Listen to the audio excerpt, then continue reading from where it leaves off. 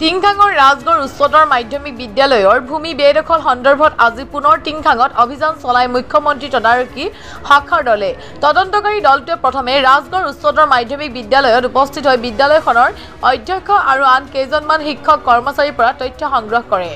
ইয়াৰ পিছতে দলটোৱে অৱসৰপ্ৰাপ্ত প্ৰধান শিক্ষক মুনিন বৰুৱা বাসগৃহত উপস্থিত হৈ মুনিন বৰুৱাৰ পৰা তথ্য বিচাৰি দলটোৱে ইতিমধ্যে পূৰ্বেও দুবাৰকৈ তদন্ত চলাইছিল মুখ্যমন্ত্ৰী তদাৰকী শাখাৰ দলে।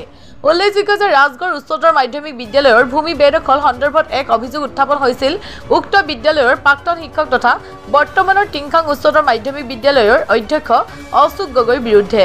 অশোক গগৈ বিদ্যালয়ৰ সৈতে মাটি হাল সলনি নামত নিজৰ 2 কঠা মাটিৰ বিনিময়ত প্ৰায় 7.5 কঠা বিদ্যালয়ৰ মাটি কৌশলেৰে জব্দ কৰিছিল। 2 নং ৰাজগড় প্ৰাথমিক বিদ্যালয়খন ৰাজগড় উচ্চতৰ মাধ্যমিক বিদ্যালয়ৰ একত্ৰীকৰণৰ পিছত ৰাজগড় উচ্চতৰ মাধ্যমিক বিদ্যালয় হিচাপে নামাকৰণ হৈছে। ৰাজগড় উচ্চতৰ মাধ্যমিক বিদ্যালয়ৰ তদন্ত চলোৱাৰ পিছতে তদন্তকাৰী দলটো পূৰ্বৰ 2 নং প্ৰাথমিক বিদ্যালয়ৰ প্ৰধান শিক্ষক মুনিন বৰুৱা বাসগৃহত উপস্থিত হয়। মুখ্যমন্ত্ৰী তদাৰকী শাখাৰ দলে মুনিন বৰুৱা বাসগৃহত উপস্থিত হৈ তদন্ত চলায়।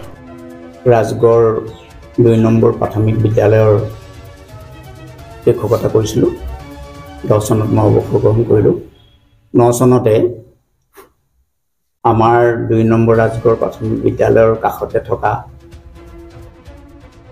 শ্ৰীযুত অশোক গগৈ কঠা মাটিৰ লগত আমাৰ ৰাজগড় প্ৰাথমিক বিদ্যালয়ৰ দখলত থকা নাতিদূৰত দখলত থকা অকণমান এডোখৰ মাটি বদলা বদলি হৈছিল।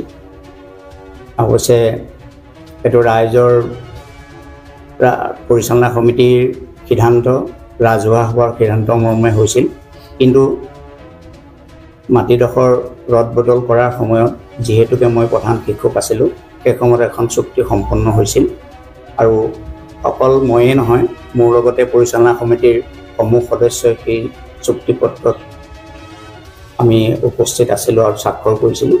সেই সম্পৰ্কে মোৰ পৰা জানিবৰ কাৰণে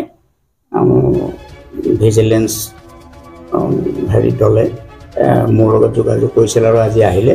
আহি মোৰ পৰা যিখিনি মই এখন আবেদনো দিছোঁ, সেই আবেদনৰ লগত সংযুক্ত হৈ থকা বিষয়বিলাকো মোৰ লগত আলোচনা কৰিলে আৰু ক'লে মোক সম্পূৰ্ণ সহযোগ কৰিবৰ কাৰণে তেখেতসকলে জনাইছে। আৰু ময়ো নিশ্চয় স্কুল এখনৰ স্বাৰ্থত সেই সময়ত সেইটো সময় সাপেক্ষ আছিল। সেইটো মই সেই সময়ত মই উচিত বুলিয়ে ভাবিছিলোঁ, সেইকাৰণে কৰিছিলোঁ। আৰু মই প্ৰধান শিক্ষক হিচাপে ৰাইজৰ আৰু তথা পৰিচালনা সমিতিৰ যি মতামত, সেই মতামত মৰ্মে এইখিনি কৰা হৈছিলে। ব্যক্তিগত তাত মোৰ কোনো কথা নাছিলে, স্বাৰ্থ নাছিলে বা মই ব্যক্তিগত হিচাপে এইটো মোৰ মতামত নাছিল। আমি সেই সময়ত তেওঁ 2 কঠা মাটি আছিলে, কিন্তু আমি মাটিটো যিটো আমাৰ মাটিৰ প্লট, তাৰ মাজেদি এটা পূবা পশ্চিমাগত ৰাস্তা এটা গৈছে। সেই ৰাস্তাটো উত্তৰ ফাৰৰ মাটিখিনি, সেইটো পৰিমাণটো আমি জুখি পেলাই তেতিয়া শেষ কৰা নাছিলোঁ। মানে যিটো ৰাস্তা গৈছে, ৰাস্তাটো উত্তৰ পাৰৰ মাটিটো, সেইটো আমি সেইমতে সলনি কৰা হৈছিল। সেইটো সময়ত একদম সময় সাপেক্ষ আছিলে। যদি এখন আমি যদি স্কুলৰ লগতে যদি 2 কঠা মাটি পাওঁ, ভাল ওখ মাটি, তেতিয়া আমাৰ স্কুলখনৰ কনষ্ট্ৰাকশ্যন হ'ব, 2টা ৰুম ওলাব, তেতিয়া আমাৰ স্কুলখনো আগবাঢ়িব। এইটো আমি এই সময়ত সকলোৱে ভাবিছিলোঁ। আলোচনা মানে তেখেতসকলে প্ৰথমতে আহিছিলে, আজি প্ৰায় 2 মাহমানৰ আগতে আহিছিলে। এই আমাৰ মাটি সম্পৰ্কৰ যিখিনি আগৰ খেলি মেলি আছে বুলি কৈছে তেখেতসকলে, যিটো উত্থাপন কৰিছিলে, সেইখিনি বিষয়ে প্ৰথমতে মোৰ প্ৰথম অৱস্থাত মানে মোৰ পৰা কিবাকিবি কাগজ যিখিনি মানে মই পাইছিলোঁ উত্তৰ ভূমি হিচাপে মই আগৰ বাইদেউৰ পৰা, মানে আমাৰ এক্সপেৰিয়েঞ্চৰ পৰা সেইখিনি তেখেতসকলে আগতে দিলে। তাৰপিছত যোৱাকালি ফোন কৰিলে যে কোনোবা মানে যিখিনি ছিগনেটাৰী আছিলে তেখেতসকলৰ মানে সেই বস্তুখিনি বিচাৰিছিলে, মানে নাম্বাৰখিনি, আৰু নাম্বাৰখিনি আজি কালেক্ট কৰিবলৈ আহিছিলে।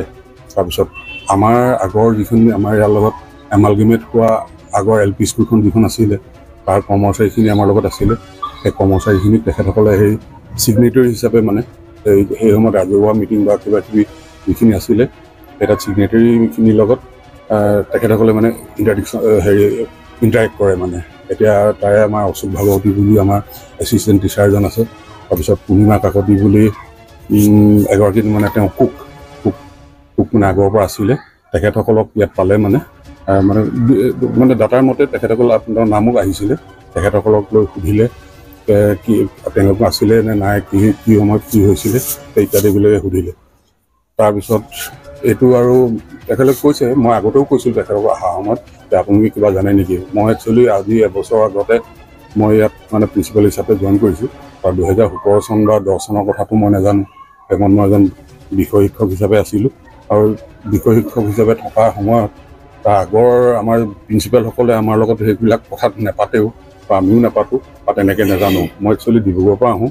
আৰু ইয়াত ধৰক তেনেকুৱাবিলাক মিটিঙত মানে মই জইন কৰাও নাছিলোঁ মানে আমাক মতাও নহয় আমি নাযাওঁ